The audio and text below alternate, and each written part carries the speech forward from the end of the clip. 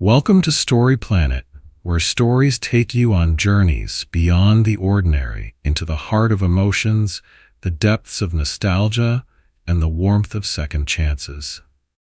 Tonight, step aboard the train back home, a heartfelt journey of love, reconciliation, and rediscovering the meaning of home. Let go of your worries, settle in, and get ready to embark on a ride filled with nostalgia, kindness, and the courage to heal.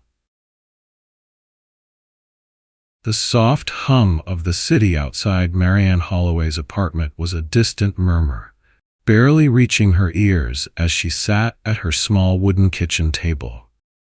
The envelope in front of her was unassuming, plain white, and creased at the edges as if it had been carried in trembling hands before it reached her.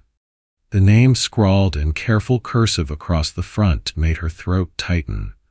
Her father's handwriting. For over 20 years, she had not spoken to him.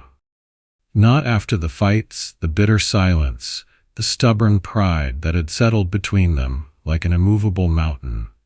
Her mother had always been the bridge between them, smoothing rough edges, offering gentle nudges toward reconciliation. But when she passed, that bridge crumbled, leaving only distance where love once lived. And now, this letter. With a deep breath, Marianne ran a fingertip over the paper, then forced herself to open it. The words inside were simple, yet heavy, their weight pressing against the walls of her chest. Come home, Marianne. I would love to see you. Nothing more, nothing less. No grand apologies, no explanations. Just an invitation, an olive branch extended across the years. She leaned back in her chair, staring at the ceiling as memories flooded her mind. Her father's quiet strength, his furrowed brow when he disapproved, the rare but cherished moments when he let his laughter escape like a secret. She had spent so long convincing herself she didn't need to return, that the past was better left where it lay. But something about the stark simplicity of his words gnawed at her. Could she really go back? The question followed her through the night, curling up beside her as she lay awake, staring at the ceiling. By morning, she had made her decision. She would take the train home. The station was crowded, the air thick with the mingling scents of coffee, engine grease, and faint traces of rain from the streets outside. Marianne clutched her ticket between her fingers, its paper slightly damp from the nervous perspiration on her palms. She had booked a long-distance sleeper train, something slower, gentler than a plane, giving her time to prepare for what awaited her at the other end of the tracks. As the train rumbled to life, she settled into her seat by the window, watching the city begin to slide away, its steel and glass skyline giving way to the softer edges of the countryside. The rhythmic chug of the train was oddly soothing, like a heartbeat steadying her thoughts. The journey had begun. Hours passed in a quiet haze, the landscape shifting from gray urban sprawl to rolling green fields dotted with wildflowers. She had not taken a train in years, and there was something comforting about the gentle sway, the way the world moved past at a pace that allowed one to truly see it. As she traced her finger absent-mindedly over the condensation forming on the window, a voice interrupted her thoughts. First time traveling by train? She turned to see an elderly woman settling into the seat across from her. She had kind eyes, the kind that crinkled at the corners even when she wasn't smiling, and she carried a small tin of cookies in her lap. Marianne hesitated before shaking her head. No, but it's been a while. The woman nodded knowingly, as if she understood more than Marianne had said. She popped open the tin and held it out. Cookie? No journey should begin on an empty stomach. Something about the warmth in her voice made Marianne's shoulders relax just a little. She reached out, taking a small, crumbly biscuit. The scent of cinnamon and butter filled the air as she took a bite, and for a moment, It reminded her of childhood, of Sunday mornings in her mother's kitchen. The woman smiled. "I'm Mrs. Callahan, heading somewhere special?" Marianne hesitated, the truth settling on her tongue like the aftertaste of cinnamon. "Home," she finally said. "Or at least, the place I used to call home." Mrs. Callahan gave a slow nod, her fingers gently tapping the side of her tin. "Ah, that's a journey all on its own, isn't it?" Marianne met her gaze, and for the first time since boarding the train, she felt something shift. Not fear, not doubt, but something quieter, something that felt almost like hope. As the train continued down the tracks, carrying her toward the past she had long avoided, Marianne allowed herself to breathe. Maybe, just maybe, this journey would be more than just a return. Maybe it would be a beginning. The train's steady rhythm became a lullaby of motion, and Marianne found herself slipping into a kind of meditative daze, half lost in thought. Passengers passed her row in a slow stream, some settling into seats, others moving toward the dining car. A young mother rocked her infant near the window across from her, humming a melody too soft for Marianne to make out.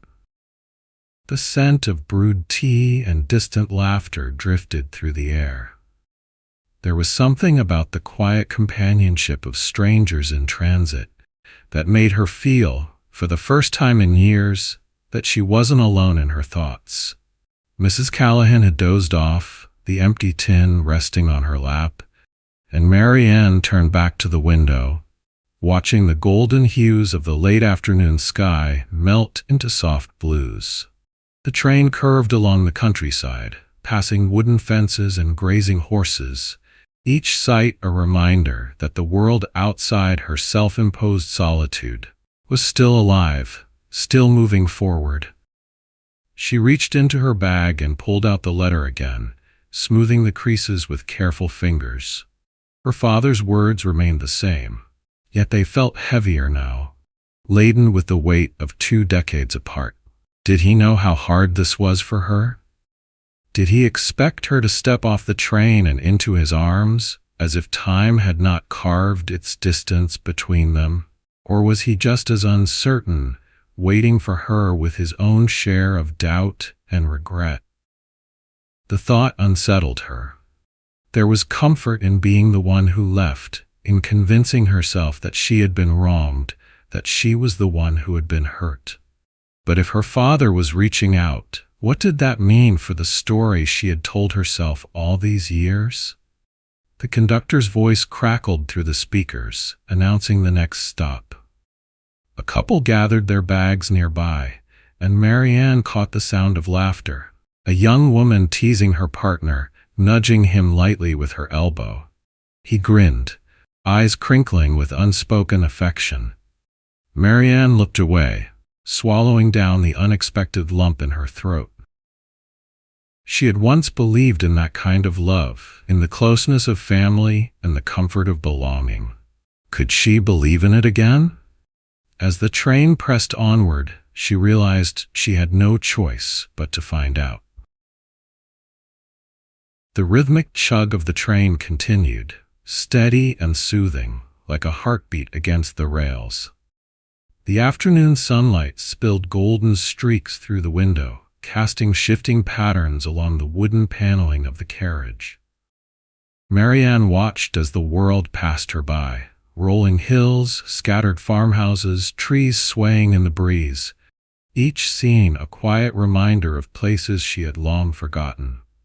Mrs. Callahan stirred beside her, stretching gently before offering a kind smile. "I must have dozed off," she murmured, adjusting the shawl draped over her shoulders. "That's the thing about trains. They have a way of lulling you into a sense of peace." Marianne nodded, fingers still curled around the now empty paper napkin that had once held a cookie. "It's been a long time since I traveled like this," she admitted, surprising herself with the ease of the confession.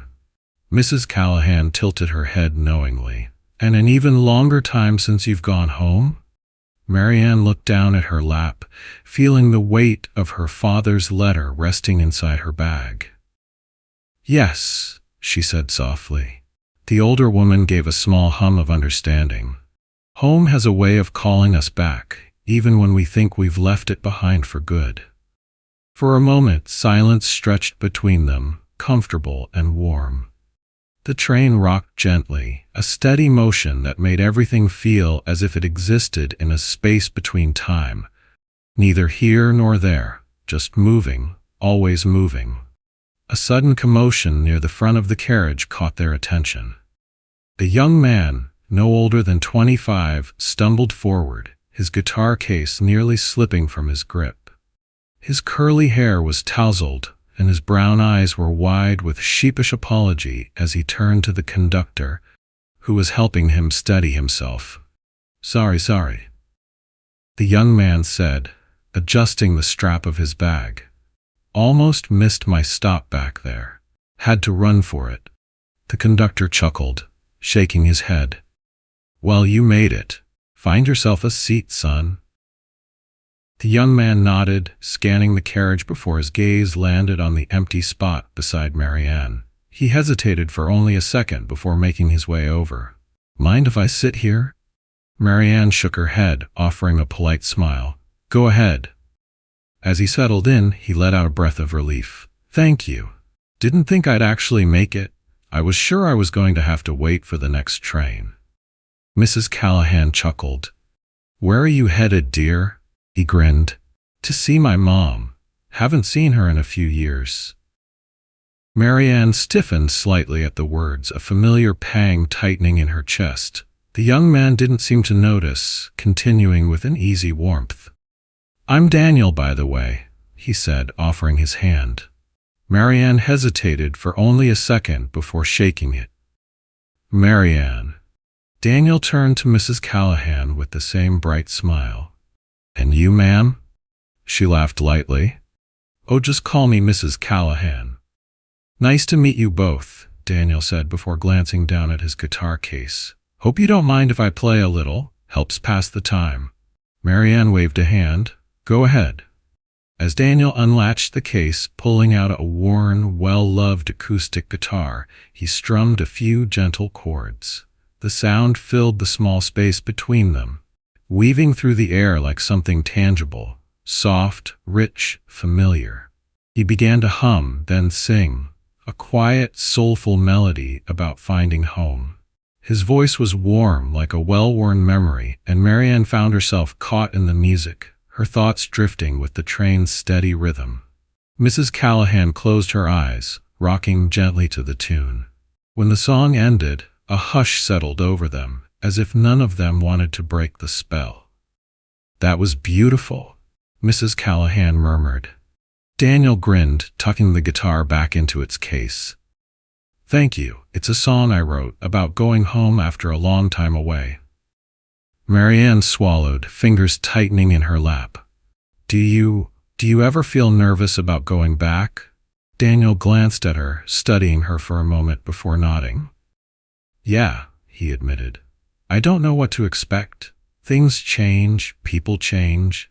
But I guess I figure it's worth trying, you know? You don't get many chances to fix what's broken." The words settled deep within Marianne, intertwining with her own unspoken fears. She had spent years convincing herself that she had no reason to return. But maybe, just maybe, there was still something waiting for her on the other side of this journey.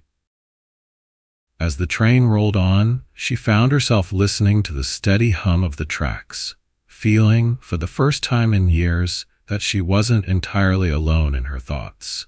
Perhaps small moments, kind strangers, soft music, simple conversations were what made the journey home a little less daunting. Perhaps in the quiet spaces between the miles, healing had already begun. The train continued its steady journey, the golden hues of the late afternoon shifting into the soft lavender tones of early evening. Marianne leaned against the window, watching as scattered farmhouses passed like forgotten memories, their chimneys puffing out faint ribbons of smoke. The world outside was quiet, peaceful, yet inside her, emotions swirled in a storm of anticipation and unease. Across from her, Mrs. Callahan had dozed off again, her chin resting against her chest as the rhythm of the train lulled her into sleep. Daniel, however, was wide awake. His fingers traced the worn edge of his guitar case, his gaze flickering between Marianne and the scenery beyond the window. "You ever wish you could go back?" Daniel asked suddenly, his voice soft but laced with something heavier beneath the surface. Marianne turned to him, caught off guard by the question. "Go back?" she echoed. He nodded. "To a time before everything got complicated, before mistakes and regrets." She let out a quiet breath. "I used to think about it all the time, but the past doesn't change, no matter how much we wish it would." Daniel offered a small, lopsided smile. "Maybe not, but I think second chances exist for a reason." Marianne considered his words, the weight of them settling over her. Here was this young man, so full of hope despite whatever baggage he carried. She wondered how he had come to be on this train, heading towards someone he hadn't seen in years. Perhaps in some ways they were more alike than she had first realized. The train slowed as it approached the next station. The platform outside was dimly lit, the glow from overhead lamps casting long shadows. A handful of passengers shuffled off, while a few new ones boarded. Among them was a girl, no older than 20, her dark hair tied into a loose braid. She carried only a small backpack and a folded piece of paper, her eyes darting around nervously, as if she wasn't quite sure where she was supposed to go. As she stepped onto the train, she hesitated before making her way down the aisle. Her gaze landed on Daniel, and a flicker of recognition passed between them. Marianne watched as Daniel's shoulders stiffened, his fingers tightening around his guitar case. The girl paused beside their seats. "Daniel?" Daniel blinked, looking up at her. "Hannah?" A beat of silence passed between them, thick with unspoken words. "I didn't know you'd be on this train," she said, shifting her weight from one foot to the other. Daniel let out a short breath, shaking his head. "I didn't either." Hannah glanced at the empty seat beside him. "Mind if I sit?" He hesitated for only a second before nodding. "Yeah, of course." As she settled in, Marianne couldn't help but notice the way Daniel avoided her gaze, the way his hands fidgeted restlessly. It was clear there was history here, one tangled and unfinished. "You're going to see Mom?" Hannah asked. Daniel nodded. "You?" She exhaled, her fingers curling around the strap of her backpack. "I wasn't sure I'd go through with it, but here I am." Daniel let out a small chuckle, though there was no real humor in it. "Guess we're both braver than we thought." Marianne watched their exchange, feeling as though she were witnessing something fragile, something on the verge of either breaking or mending. It wasn't her place to pry, but the tension between them was almost palpable. Finally, Hannah turned to her. "I'm sorry, I didn't mean to intrude." "I'm Hannah." Marianne offered a kind smile. "Marianne, and this is Mrs. Callahan, though she's asleep at the moment." Hannah's lips twitched upward slightly. "Nice to meet you." Silence fell over the group once more, but it wasn't uncomfortable. It was a silence of processing, of sorting through emotions, too complex to put into words. Outside, the world darkened as night began to settle in. The train moved forward, carrying them toward destinations unknown, toward conversations yet to be had. And as Marianne sat among these strangers, each of them carrying their own burdens, their own hopes, she realized that maybe, just maybe, she wasn't as alone as she had once thought. Perhaps second chances weren't just for the young. Perhaps they were for everyone willing to take the risk. The train hummed along the tracks, its steady rhythm merging with the hushed conversations and occasional clinking of cups in the dining car. The warm glow of the overhead lights cast soft shadows over the polished wooden tables, making the space feel intimate despite the gentle sway of movement. Marianne hadn't meant to wander here, but sleep had eluded her, and something about the soft murmur of voices had drawn her in. She wrapped her hands around a cup of tea, letting the warmth seep into her fingers. Across from her, a man in his 60s sat nursing a glass of whiskey, his eyes fixed on the swirling amber liquid as if it held answers he had spent a lifetime searching for. His presence was quiet yet heavy, the kind that carried stories waiting to be told. "You traveling far?" he asked without looking up. Marianne hesitated before answering. "Back home." The man let out a low chuckle, finally meeting her gaze. "Funny how that feels like the longest journey of all." She studied him, noting the lines etched deep into his face, the kind that didn't just come with age, but with experience. He wore a simple button-down shirt, slightly wrinkled, and a worn leather watch that looked older than she was. "Do you live there?" she asked. He shook his head. "Haven't been back in years. Not since my daughter stopped speaking to me." His words caught her off guard, and for a moment, she didn't know what to say. There was something raw in the way he admitted it, not looking for pity, just stating it as fact. "I'm sorry," she said, and she meant it. He gave a small shrug. "It was my fault. Pride's a terrible thing when it gets in the way of love." He swirled his drink absently. "I pushed her too hard, wanted her to take a path she didn't want. By the time I realized I was wrong, the damage was done." Marianne felt a pang of recognition. How many times had she let her own pride keep her from making that first step toward reconciliation? How many times had she convinced herself that it was too late? "And now?" she asked carefully. He exhaled slowly. "Now, I'm going to try. I don't expect her to forgive me overnight. Maybe not ever, but I have to try." For a long moment, Marianne stared into her tea, watching the ripples tremble with the movement of the train. She thought of her father's letter, the years of silence, the weight of unresolved words. "You think it's possible," she asked quietly, "to fix something after so long?" The man studied her for a moment, then gave a slow nod. "I think if we're still breathing, it's not too late." The train rocked gently, and in the dim glow of the dining car, Marianne felt something shift inside her. Maybe, just maybe, there was still time to put the pieces back together. The man finished his drink, setting the glass down with a soft clink. He exhaled, rubbing his hands over his face as if trying to wipe away years of regret. "What about you?" he asked, his voice quieter now. "Anyone waiting for you on the other side?" Marianne hesitated. "My father." He gave her a knowing look.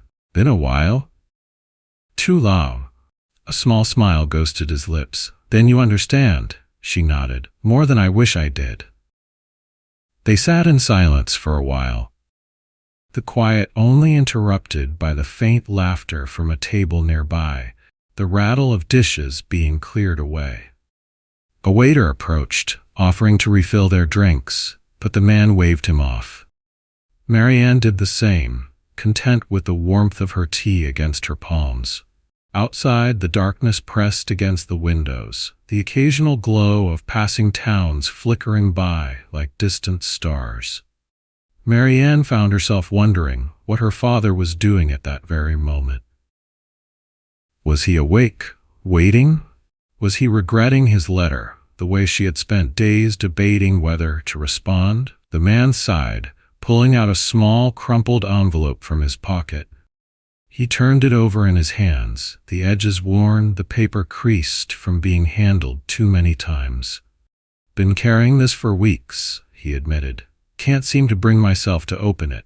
Marianne studied the letter. "It's from her?" He nodded. "Found it in my mailbox one morning. No return address, just her handwriting. Probably a decade since I last saw it. Her heart tightened. Do you want to open it? He exhaled, thumb brushing over the flap. I'm afraid of what it says. That she doesn't want to see me. That I waited too long. Marianne thought of the letter sitting in her bag, of how her hands had trembled when she first held it. Or maybe, she said softly, it's exactly what you need to hear. The man gave her a long, searching look. Then, with a deep breath, he unfolded the envelope. His fingers trembled slightly as he pulled out the letter, smoothing it over the table. His eyes scanned the words, and for a moment Marianne thought she saw the glimmer of tears. A slow, quiet chuckle escaped him. She says she misses me. Marianne smiled, something warm unfolding in her chest. Then go home. He let out a breath that sounded almost like relief. Yeah, he murmured. Yeah, I think I will. The train continued on, its wheels humming against the rails, carrying them both toward whatever came next. And for the first time in years, Marianne felt something lighter inside her, a quiet hope that maybe, just maybe, the past didn't have to define the future. The night deepened as the train continued its steady course. The world outside now a vast stretch of darkness punctuated by the occasional glow of distant town lights. The soft murmur of conversation in the dining car had faded, leaving only the rhythmic clatter of wheels against the tracks. Marianne found herself back at her seat, staring out at her own reflection in the window, the faint shimmer of her breath fogging the glass. The letter weighed heavily in her lap. The same letter she had stuffed into her bag before leaving her apartment. She had told herself she wouldn't open it until she reached home, but after her conversation with the man in the dining car, the urge to read it was overwhelming. Slowly, hesitantly, she ran her fingers along the edges, tracing the familiar handwriting of her father's name. She exhaled sharply. Then, with a quiet resolve, she unfolded the letter. Marianne, I know I don't deserve your forgiveness. I don't even know if I deserve a response. But I need to say this. I need you to know that I have missed you every single day since you left. I was angry for too long. I let my grief turn into bitterness, and in doing so, I lost you. I never meant for that to happen.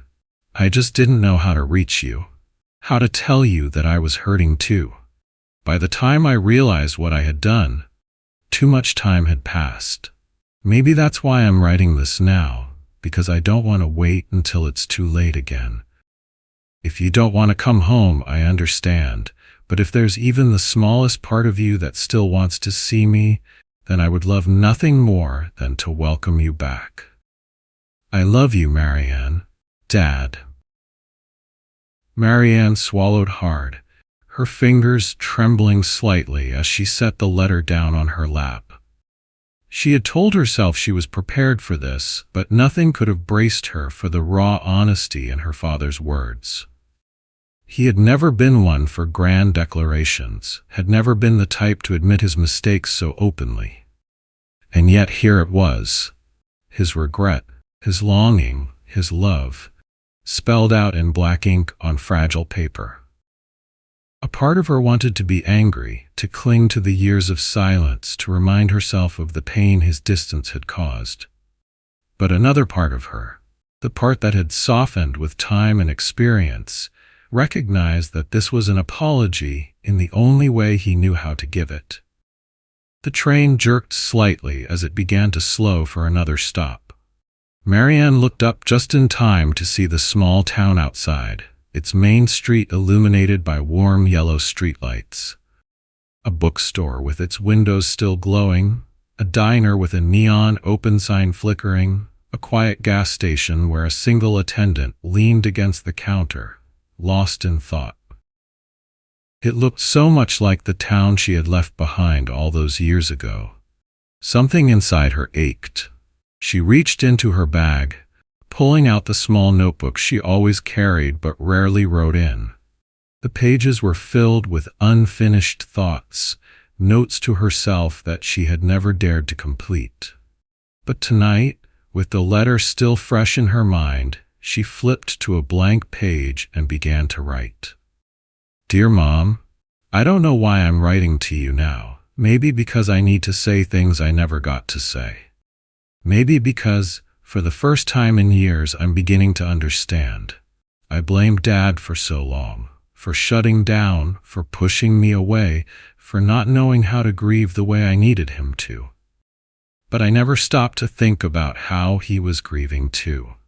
I never let myself see that his silence wasn't because he didn't love me. It was because he was afraid. Just like I was.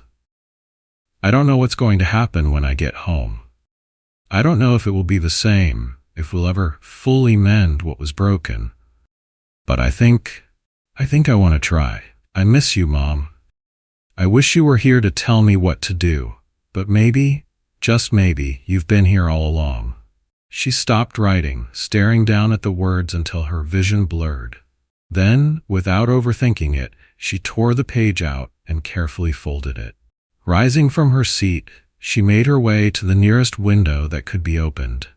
The wind rushed in as she slid it down, cool and crisp against her skin. With one last deep breath, Marianne held the letter out over the passing fields and let go. The paper fluttered into the night, disappearing into the darkness. She closed the window and pressed her forehead against the cool glass, feeling something in her chest ease, something she hadn't even realized she had been holding on to. Maybe she couldn't change the past, but she could decide what to do with the present. And right now, for the first time in 20 years, she was heading home. The train rolled steadily through the night, the low hum of its engine a constant companion to those still awake. Marianne sat in her seat, her fingers idly tracing the fabric of the armrest as her thoughts tumbled over themselves. The weight in her chest felt different now, not as heavy, not as sharp. There was still uncertainty, still the ache of lost years, but there was also something else. Hope.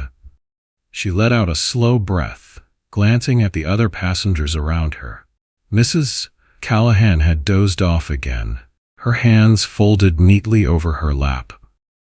Daniel and Hannah were talking in hushed voices near the aisle, their expressions softer than before, as though some of the distance between them had lessened. The quiet hum of the train wrapped around them all, carrying them forward, toward whatever waited at the journey's end. Marianne turned her gaze back to the window, watching as the landscape outside slowly began to change. The flat, open fields of the countryside were giving way to familiar sights. Winding roads, clusters of trees she recognized from childhood trips, small towns she had once known but had long since left behind. She hadn't realized how close she was. Her pulse quickened. This was it. The final stretch. A rustle of movement caught her attention. The older man from the dining car, the one who had read his daughter's letter, was making his way down the aisle, a hesitant yet determined expression on his face. He paused as he reached her row, his hands stuffed into his pockets. "You awake?" he asked. Marianne nodded. "Yeah." He hesitated for a moment before sitting in the empty seat beside her. "I wanted to thank you," he said, his voice gruff but sincere, "for what you said back there, for making me realize that I still had a chance." She offered him a small smile. "Did you decide what you're going to do?" He exhaled slowly, glancing down at his hands. "I'm going to see her. No more waiting. No more excuses." He let out a quiet chuckle. "It's terrifying, honestly, but I figure being scared is better than never knowing what could have been." Marianne nodded. "Yeah, I think so too." They sat in comfortable silence for a while, the train carrying them closer to whatever came next. After a few minutes, he patted her arm lightly before standing. "Good luck, kid." "You too." As he walked away, Marianne turned her gaze back outside. The first hints of dawn were beginning to creep over the horizon, the sky painted in soft purples and pinks. The sight made something inside her chest tighten. She was almost home. A quiet voice interrupted her thoughts. "You nervous?" She turned to see Daniel standing beside her seat, his hands shoved into the pockets of his hoodie. His expression was careful, but she could see the understanding in his eyes. "Yeah," she admitted. "A little." He nodded, shifting his weight from one foot to the other. "For what it's worth, I think you're doing the right thing." Marianne studied him for a moment. "And you? Are you ready to see your mom?" Daniel let out a soft laugh, shaking his head. "Not even close, but I figure if you can do it, so can I." A small smile tugged at the corners of her lips. "Guess we'll find out soon enough." He nodded, glancing out the window. "Yeah, soon enough." As he made his way back to his seat, Marianne pressed a hand against her chest, as if to steady the emotions swirling inside her. The past was waiting for her, just beyond the next few miles. But for the first time, she wasn't running from it. She was moving toward it. The train whistle sounded in the distance, a long, low call that sent a shiver down her spine. Her stop was coming up, and this time she was ready. The train's wheels screeched softly as it slowed, the rhythmic clatter giving way to a hushed anticipation. The first rays of dawn stretched over the horizon, casting golden light over the small station platform. Marianne's fingers curled tightly around the strap of her bag, her pulse a steady drumbeat against her ribs. This was it, the final stop, the place she had spent 2 decades avoiding. Home. She stood slowly, feeling the slight stiffness in her limbs after the long journey. Around her, passengers stirred, some stretching, some collecting their belongings, others still lost in sleep. Mrs. Callahan gave her a warm, knowing smile as she adjusted her shawl. "You're going to be just fine, dear." Marianne nodded, swallowing against the knot in her throat. "Thank you for everything." Mrs. Callahan simply patted her hand, as if she had known all along that Marianne had needed this journey more than she had admitted. Behind her, Daniel and Hannah were standing near the aisle. Daniel gave her a quick, lopsided grin. "Guess this is where we all figure out what comes next." Marianne smiled back. "Yeah, I guess it is." As the train gave a final lurch and settled into place, she took a deep breath and stepped forward, following the slow procession of passengers toward the door. The platform was quiet, save for the occasional murmur of voices, the rustle of bags, the faint cry of a distant bird welcoming the morning. And then she saw him. Her father stood near the far end of the platform, slightly hunched, hands tucked into the pockets of his worn jacket. He looked older than she remembered, his once dark hair streaked with gray, his shoulders not quite as broad as they had seemed when she was young. But his eyes, those same deep-set eyes that had once held so much unspoken love, were watching her with something she had not expected. Hope. Her breath caught. She had prepared for anger, for awkwardness, for the weight of old wounds pressing between them like an invisible wall. But not this. Not the quiet, tentative hope that flickered in his expression, as if he was afraid one wrong move would send her running again. She took a step forward, and he mirrored her movement, his hands twitching slightly at his sides. And then, after what felt like an eternity, she did the only thing she could do. She let go. Her bag slipped from her shoulder, forgotten, as she stepped fully into his waiting arms. He hesitated for only a fraction of a second before wrapping her in a firm, steady embrace. The scent of home, of worn flannel, of faint traces of sawdust from his old workshop, of something unmistakably him, filled her senses. "I'm so sorry," he murmured, his voice thick with emotion. "For everything." Marianne squeezed her eyes shut, pressing her forehead against his shoulder. "Me too." For a long time, they just stood there, letting years of silence unravel into something softer, something real. It wasn't perfect. It wasn't a fix for all that had been lost, but it was a start. A clearing throat broke the moment. Marianne turned to see Daniel standing a few feet away, his own uncertainty mirrored in his expression. And behind him, a woman, tall, with Daniel's same dark curls, her hands wringing nervously in front of her. His mother. Their eyes met, and in that instant, Marianne recognized the same hesitation, the same fragile hope she had seen in her father's face. Daniel took a deep breath, then stepped forward. And just like that, the past loosened its grip, making way for something new. As the morning sun bathed the station in soft light, Marianne knew she had made the right choice. The journey home had not been about a train or a destination. It had been about the people she had met, the stories they had shared, the quiet realization that healing was never a straight line. It was a series of small moments, a kind stranger offering cookies, a young man sharing a song about home, a father waiting on a platform still hoping for his daughter to come back, and a daughter finally ready to do so. She pulled back from her father and smiled, wiping at the dampness in her eyes. "Let's go home." He nodded, picking up her bag without a word, and together they stepped off the platform. For the first time in 20 years, Marianne Holloway was home. No matter how much time has passed or how far you've drifted, there's always someone, a parent, a friend, or a loved one, waiting with an open heart, like a warm glow lingering in the night, hoping to guide you back. Sometimes, all it takes is a single step toward healing, a moment of courage to mend what was broken. Like a train finding its way home, love and second chances are always within reach. You just have to be willing to take the journey. That one step might not only lead you home or back to the people you've kept away, but also towards peace within yourself, freeing you from the silent burdens of worry and regret, and opening the door to a life you never imagined was possible.